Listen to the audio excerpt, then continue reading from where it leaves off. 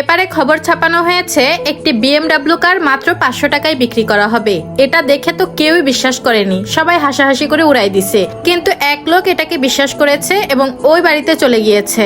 বাড়িতে যেয়ে calling bell বাজিয়েছে, তখন এক মহিলা দরজা খুলে দিছে।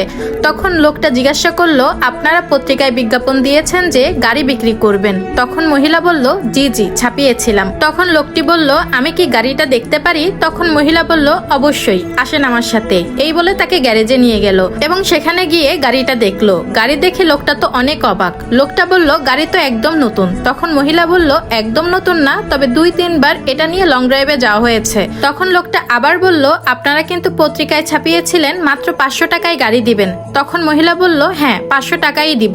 তখন লোকটা হাত কাঁপতে কাঁপতে পকেট থেকে মাত্র 500 টাকা বের করে মহিলার হাতে দিল। মহিলা 500 টাকা তাড়াতাড়ি নিয়ে রিসিট বানিয়ে বিক্রি করে দিল, গাড়ির চাবিও দিয়ে দিল।